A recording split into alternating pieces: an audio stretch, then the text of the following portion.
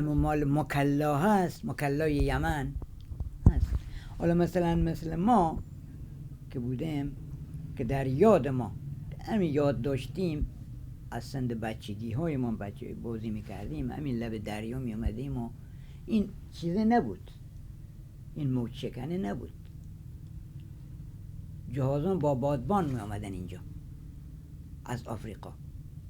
اول می رفتن بصره آبادان مثلا می رفتن.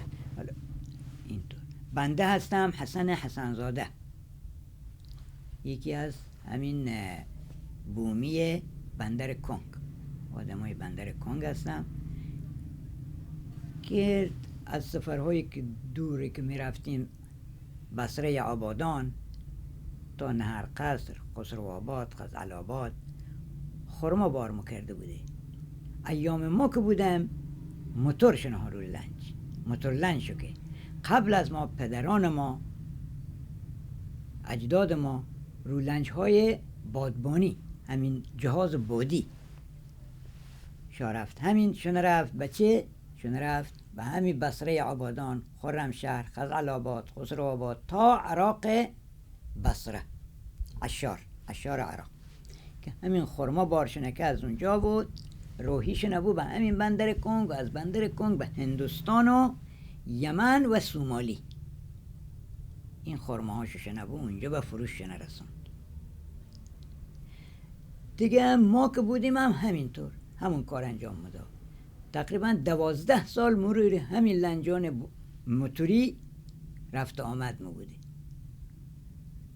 تا دیگه بعد که دیگه این لنجا دیگه نرفتن، او مسیر دیگه استوب بود، نرفتن به دریا که لنجا همین نزدیکای بندر امارات و این نزدیکای قطر و اینجاهای رفتن، عمان، مسقط عمان، اینجاهای راه نزدیک میرفتن دیگه، اقیانوس به او طرف نرفتن دیگه. لنجایی به سبک دیگه درست شد که او بوم چرخ شده به لنج نوع غیر مثل لندگراف مانند که رنگ شده و فلان. او ایامون هم که ما رفت مسیرمون از اینجا تا بصره آبادان 3 روز تا 4 روز طول کشید با موتور. البته با لنجای بادی که قبلشون رفت نه نزدیک 10 روز 8 روز 10 روز طول کشید، 10 روز 15 روز خیلی زحمت شو کشید تا وقتی برسن. ولی ایامی که دیگه ما هستیم راحت تره. قبل از ما 45 نفر ملوان، بعد که موتوری بود که ما من رفت نه او بچه 25 نفر داخلش ملوان و آشپزمان و اینا همش هست داریم. زام من زد، زام ما هم شفتی هسته از ملوان تا اونایی که سکاندار این لنجن. این لنجون هم 4 تا 3 تا 4 تا سکاندار شو هستن که یکی از سکانداراش بنده خودم بودم که هدایت منه که لنج بسا.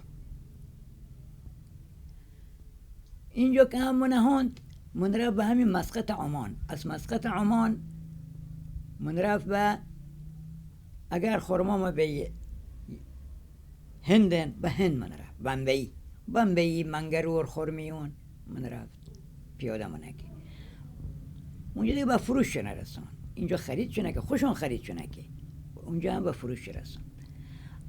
از اونجا هم وسایلی مثل زینتالات، مثل ای آینه بندون، مثل رمان، وسایلات زیورالات، پارچه از هند خرید شاکی. خرید منه که به ما مجوز شونه دا، مجوز شونه برای فروش کالامون و برای خرید کالامون از اونجا که بیاریم و ببریم. ما اونجا بمبئی که من رفتم تقریبا تا 1 ماه بودم داخل بمبئی. آموزش ما هم بمبئی بوده که به ما درس آموخته شو کرده، درسونی که مثلا مال دریا چطور بری، با افراد چطور برخورد بکنی. این چوبهای در و پنجره هندی هن، چوبهای هندی هن. این در و پنجره ها چوباش از هندن که ما از هند من آورده. و این صندوق هایی که هن، صندوق هایی که زینتن برای ابزار، اینا هم مال هندن. این آهینه ها مال هندن که ابزارات از هند آمده به اینجا. دیگه فرهنگ هندم با خودمون مناورده. یکی بوده فرهنگی کشوران هم با خودمون مناورده. از آفریقا هم یک زبانی مناورده، مثل یامال و مثل همین چیزای گولی که من گفت. و از هند مثل حجله مناورده، چله که بندن برای عروس دومات، این مناورده. دیگه ما همین کار ما ای بوده، چیز دیگه نی. همین فرهنگی که میگین، آها. مثلا چه غذاهایی رو شما آوردین؟ یعنی هم نسلای شما آوردن که نبود اینجا، چه ادویه هایی رو آوردین؟ آیا مثلا سازی هم آوردین از اون ور؟ ها، مثل یک سازی از اون ور آوردیم از آفریقا، مثل تنبوره. تنبوره داخل اتاق و طرفی هست، می نوازن تنبوره، یک آوازی می خونن. دیگه وسایل مثل عود و مثل اینجور چیزا نه بود همینجا، مگر طبل‌های کوچک و طبل‌هایی که از همون چوب است. مال این آوازهای این چوباش از اونجا می آوردیم. چوب‌هایی هست مرواس بهش میگن، یکی مرواس هست، یکی این طبل‌های بزرگ است که برای نوازندگی که می نوازن. طبل‌هایی که یک طرفه هست و طبل‌هایی که دو طرفه هست، اینو ما از همون هندوستان می آوردیم با خودمان. اینجا دیگه پوست می گرفتن، با پوست حیوانات و آواز می خوندن، می نواختن. زدنشم از همونا یاد میگرفتن یا نه؟ زدنشم به سبک اون هندی ها بود و آفریقایی ها تا عربستان یمن و اینجورا، مال خلیج هم بود، تا خلیج هم بود که اجرا می کردیم، تا کویت که ما اکثریت نمادمون از کویت بوده، هم همین لنجامون که به سبک کویتی ها بوده و هم که راه این لباسامون و فرهنگی مثل برای اعیاد، عید مثلا، مراسم عید، مراسمی که مثلا می رفتیم برای اعیاد، همون کویتی هست، مثل سبک کویتی مانند است، مال خلیج. ادویه هایی که همون طرف آورده چطوره؟ ادویه ها هم از هند ادویه می آوردیم، مثل تمر هندی که برای غذا خوبه، مثل دارسینن، همین دارسینن، حیلن، قهوه از آفریقا می آوردیم، یک نوع کلنفر می آوردیم، کلنفر مال همون زنگبارن که ما می آوردیم، نه تنها برای کشور خودمان که ایران به همین ایران خودمان که باشه، برای بندر کنگ نه، می بردیم برای بحرین و قطر و حتی عمان هم می فروختیم. وسایل از همون بندر بمباسه کینیا خرید می کردیم و همون تانزانیا، از این نارگیل ها، از این لیمو ها، از این سرکه ها تو بشکه ها بود که می آوردیم، با همین سطل هایی بود، مثل سطل مانند بود، فلام می آوردیم، همینجا هم می فروختیم برای مسقط عمان، تا می بردیم تا بندر کویت. هر بندره هایی گذار می کردیم می بردیم، بارمان برای هر بندری بود می بردیم، به فروش می رسوندیم. پس یعنی از ایران خرما بار میزدید میرفتید کشور حاشیه خلیج، از اونجا هی بار میبردید تا هند و زنگبار، هی جابجا میکردید میرفتید. آره میبردیم. این که خرمایمان بود، عوض خرمایمان این فرش های دست بافتم بود، از این فرش های دست بافت هم میبردیم. یک فردی بود به نام حاج احمد تبریزی، این فرش می آورد اینجا، رضوان ها می خریدن، کاکاها می خریدن، اون تمام این افراد گلبتان ها می خریدن، خرید می کردن از این و می بردن. یک سالی که بود، خیلی از بس که فرش آورده بود زیاد، اینا گفتن دیگه ما حدمون گرفتیم، بس مجبور شد دست ملوان بود، ما پول چیزی نداریم، که به شما پرداخت کنیم. حاج احمد تبریزی در جواب گفت به ملوانات این فرشه رو ببرید، هر مبلغ پولی که فروختین چه نفروختین ببرین للهن، چه به فروش برسه چه نرسه. داد تحویل همین ملوان ها، اونجا بردن و به فروش رساندن و برگشتن. فایده هم کرده بود، فایده هاشو جدا کرد حاج احمد تبریزی و فایده شو نصف کرد، نصفش به ملوان ها داد، نصفش برای خودش گرفت. ملوان ها گفتن این چیه، نصف زیاده برای ما همون ربعمون هم برای ما کافی زیاده، نه دیگه نصف، این دیگه شما برای نول لنج بدین یا برای کسای دیگه بدین. گفتن حاج احمد تبریزی در جواب اونا گفت نه، شما وسایل بنده بردین به فروش رسیدین، بنده باید زیادتر از این برای شما بدم. اینا هم با خوشحالی اومدن و ازش تقبل کردن. همین. چی مثلا تو غذاهاتون، تو رنگایی که هست، تو لباسایی که دارید، چیا میبردین از اینجا که اونجا بمونه، یعنی مثلا تاثیر بذاره بمونه اونجا، یا چی اونجا میآوردی که اینجا بمونه، یعنی موندگار شد، مثلا فلان لباس از اونجاها اومد اینجا موندگار شد، فلان غذا و مزه از اونجا میاد ولی دیگه مردم اینجا انقدر میپسندن دیگه واسه همیشه جز غذاهای سنتی اینجا شد. این همون وسایلی بود که حالا دیگه کم میره. نارگیل می آوردیم اینجا، یک شیئی می آوردیم مثل امبوزی بهش میگن که بادگیل پودر میکنه، اما اونجا هم داخل چیز هم مثل رندهی، مثل رهن قرآن میمونه ولی لبش تیزه و رنده میکنه. نارگیل رو پودر میکنه. لباس 40 تکه، این 40 تکه هر تکه یک رنگ، از اینو میپوشیدن. یا مثلا میشد که یک برکه هایی بطوله هایی نوع غیری درست کنن و بپوشن به سبک جدیدترش، یعنی قدیم ها بود بزرگ ولی بعد کوچکتر شد، کوچکش کردن. قدیم های بزرگتر بود ولی بعد که دیگه شد در ایام ما بود، 70 سال ما بنده 60 سال 70 سال قبل نه، بزرگا رفت کوچکتر اومد سر جاش.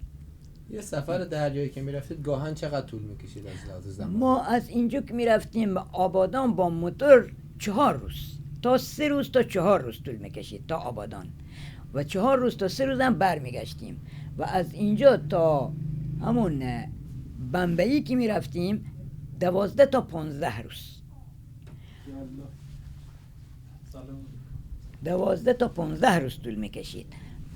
و دیگه ما تا آفریقا که میرفتیم 25 روز طول میکشید.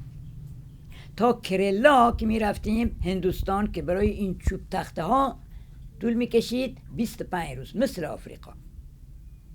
اینطوری طولانی بود مسیرمون. تو مسیرمون هم 2 دفعه روغن موتورمون عوض میکردیم.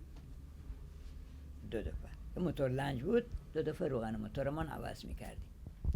دیگه جاگه هایی که مثلا بندرگاهی که بودن میرفتیم به بندرهایی که بود، احیانا اگر هوا طوفانی میشد لنجمونو به یک بندرگاهی میرسوندیم و اونجا استاپ میکردیم تا آسیبی نگینیم. عجیب ترین چیزی که تو این چند سالی که رو لنج و رو قایق بودید دیدید چی بوده؟ عجیب ترین از برخورد به طوفان کردیم که برای ما عجیب بود که دیگه زنده موندنمون هم مثلا فهمی خیلی دشوار بود. ما دیگه میگفتیم دیگه اصلا این لنجه چپ میشه، مثل که خیلی لنجه ها هم چپ شده بوده. همین حاج احمد گلبت، عبدالحمید گلبت، حاج عبدالحمید گلبت با چندین ملوان و موتورچیش و پسرش لنجش با گوسفند که از همون سومالی بار کرده تو مسیر همون جبوتی نرسیده به باب المندب چپ شده تو دریای خلیج عدن.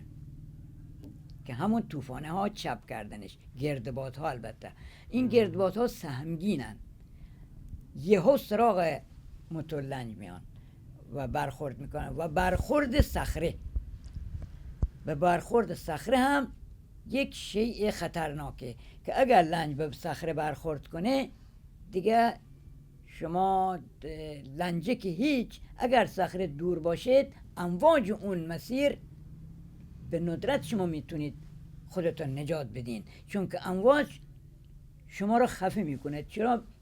یهو میبره به سمت ساحل، یهو بر میگردونه به سمت دریا، نمیذاره تو به خشکی بیایید.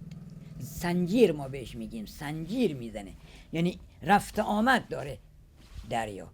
اون جاهایی که ما میرفتیم دریاهاش رفت آمد آب داشت که برخوردم به یک صخره هم خوردیم که الحمدلله نجات پیدا کردیم. قشنگترین چیزی که تو این سفرها داشتی چی بوده؟ قشنگترین چیزی که داشتیم تو بندر بمبئی درس و تعلیم یادمان دادن، و تو بندر بمباسه کینیا ایامی که ما می رفتیم با شادی و خوشحالی همین طبل می نواختیم و شادی می کردیم. اونها هم می آمدن همراه ما برای ما ساقاتی می آوردن. ما که اونجا می رفتیم به ما می گفتن شما چیزی وارد نیستی، اگر شما از این مغازه ما برید. اونا هندو بودن، بت پرست بودن، ولی به ما اطمینان داشتن. بعد ما خرید و فروش که میکردیم، اولین سفر بنده که بود اونجا که می رفتیم گفتن بیایید، تمام می نشستن و می گفتن شما مثلا میرید از این مسیر مغازه ما به مغازه های غیر که برید، اینجا خیلی وسیعه و سربونی نداره، خیلی بزرگه این بمبئی هندوستان و گم میشین شما، و شما این پلاکارت های روی دراشون نمیدونید تشخیص بدین. اینا همش به زبون خودمون نوشته شده و به زبون لاتین انگلیسی. پس شما بهتره که بیایید، ما توی لوح سیاه زبون به شما یاد میدیم، زبون خودمون که شما یاد نمیگیریم، ولی زبون لاتین به شما یاد میدیم. به ما همین الفبای لاتین رو یاد میدادن، یک خطی میکشیدن با همون گچ سفید، بگین آ، ما میگفتیم آ، بگین دو چشمش میکردن، بگین بی، میگفتیم بی، یک شیئی میکشیدن، خطی میکشیدن راست، یک خطی وسط بگین تی. همینطور کلمات لاتین به ما یاد میدادن. میگفتن برای ما که اگر شما روی هر سردری نگاه کنید کلمات لاتین هست، شما گم نمیشین. 2 مرتبه هم این لاتین هم که روی پلاکارت های ما هست، به همون تاکسیه یا به هر فردی بگین میارستان قشنگ پهلو ما. ازدواج کردن، ملوان ها هم ازدواج کردن. کجاها؟ همون هند. می آوردن اینجا یا بعضی هاشون چرا؟ بعضیشون می آوردن، بعضی هاشون مثل ما نه. پدرای ما میگفتن اگر ما بیاریم اینا دیگه آواره میشن، زبون خودشون واردترن، مدرسه برن و درس خودشون بخونن و درس لاتین انگلیسیشون بخونن، بهترشونه که بیان مثلا جاگهی دیگه. الان که اونجا موندن خیلی خوبه براشون خوبه، خودشونو فعالیت میکنن، دکان دارن، مغازه دارن و رو شرکت ها کار میکنن که تمام به حروف لاتین میمونه، یعنی بر رفت آمد و خرید و فروششون با چیز همون لاتین انگلیسی است. اینطور تو خود دریاها جایی هست میگفتن که مثلا آب، بخشی از دریا آب شیرین آره، تو جزیره سقطره وسط دریا، اونجا یک منطقه جهانگردان میرن اونجا، اون بندرگاه بندر آزاده میرن سقطره، همون جایی که این بوم مسی غرقش کرده، همون زیر دریایی. کشور جزو یمنه. دوقلو بزایه این از 2 طرف شیر میده به بچهش و به این سبک، نه به این سبک گذاشت، اینو میاره این چوب از هنده، این چوبی است، چوبی از رنگامیزی کردن از هند. میزنه زیر پاش، اینجوری قشنگ زیر پاش میزنه که تو خرخره بچه شیر گیر نکنه که خفه بشه. و یک مرتبه دیگه به این بچهش رو این پاش. اگه سرپسونه به هر دوتاشون چیزی نداره. یعنی از این شیر یک شیر، یکی میره تو حلق اون بچه، یکی میره تو حلق اون بچه دیگه. اینطور. این مال بخورمانه که بود، مال اینه.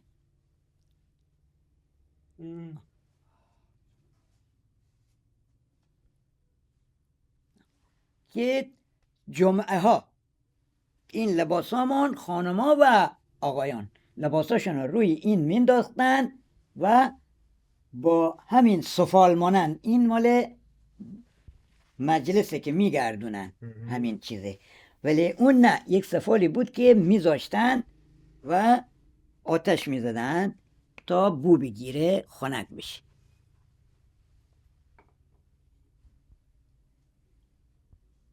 اینم مال کلوچه بود. حالا با طرح کلوچه مال میزدن، بعد اینجا نقش مینداخت با این سیخاش. تا حال حاضرم درست میکنن، استفاده میکنن، تا حالا استفاده میکنن. اون دمپایی کجایی هم؟ اونن دمپایی هندی هن امی. این دمپایی ما بهش بگیم کپکاپ. این کپکاپه،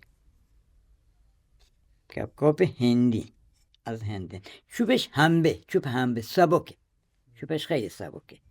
این برای استفاده همون داخل خونه و داخل حمام و فرشه دیگه، برای بیرون نه، برای داخل خونه و حمام. این دمپایی چی؟ که با هست اونا هم مال رفتن کوه. این هم که هستم وسایل وزن شکه اینجا همون حج آقا. اینا چایی که میزنید، بعدا آب که جوش اومد میریزی یک قطره چایی و بعد آب میریزی، هم آبه هم چایی. خب آب از کجا پر میکنن؟ همینجا داخلش میره، از اینجا این مال آبه، باز میشه. هواپیشی هم هست که هوا میده.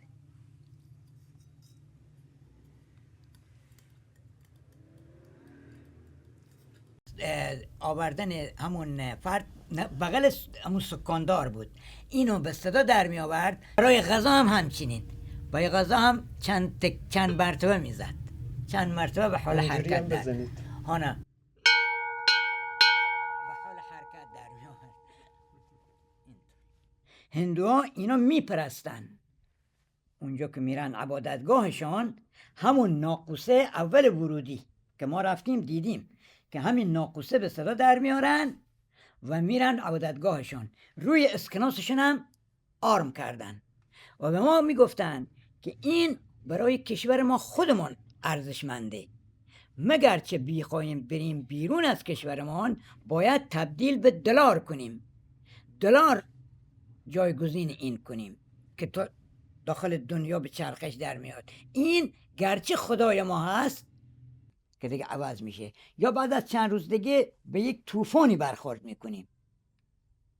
اینجور از این ماسه هایی که روی تناب ها می نشست، این ماسه ها می نشست روی تناب، ما دست می کشیدیم روش نگاه می کردیم رنگش که قرمز بود، بعد طوفان عظیمی می اومد، گردباد می اومد، می رفتیم خودمون رو به ساحل می کشوندیم که برخورد نکنیم به اون طوفان. این دانش رو شما پدرانتون یاد گرفتید؟ آره، پدرانمون گفتن بهمون که اینجور کارهای انجام باید بدین وگرنه نجات پیدا نمی کنید. خیلی ها لنجه ها بودن نه که تو همین مسیرها ناپدید شدن، غرق شدن. اینطوری چیا رو میتونستیم پیش بینی کنیم تو آب و هوا؟ همین بارون و همین بارون و آب و هوا که سرد یک مرتبه میشه سرد، یک مرتبه میشه گرم. در یک ساعت مثلا سرد و گرمش زیاد میشه، یه مرتبه یک گرمی میاد که تو عرق میکنی، یک مرتبه خنک میشه که تو خیلی سرد میشه، یک باد سردی میاد میوزه. حالا یه علامت طوفانی شدنه و همون لمرهایی که میاد روی تناب ها می نشینه. زمان تو سالم چله بندی میکردین؟ مال چیز فصل‌ها هاره فصل ها که ما برای همین فصل ها می رفتیم. الان توی راه بودیم می آمدیم از همون بندر بنباسه کینیا رو به این ور همین چوب چندلا می آورد اینجا، یا اگر هندوستان بودیم دیگه از اونجا سفر میگن. قبل از جون و جولای خودمون رو به اینجا میرساندیم. جون و جولای اونجا هوا نامساعده، طوفانی از باد موسمی میاد. بعد برای تامین آب شیرینتون چیکار میکردید؟ آب شیرینمون هم از همین آب انبار بندر کنگ ذخیره میکردیم تو همین تانکی های بزرگ. بعضی لنجه ها چوبی بود تانکی ها، بعضی از فلزی بود. فلزی، بعضی چوبی بود، بعضی فلزی بود. چوبی مال قدیمی ها بود که روی همون بادبانی، کشتی بادبانی میرفتن. ایام ما نه، فلزی بود با فلز.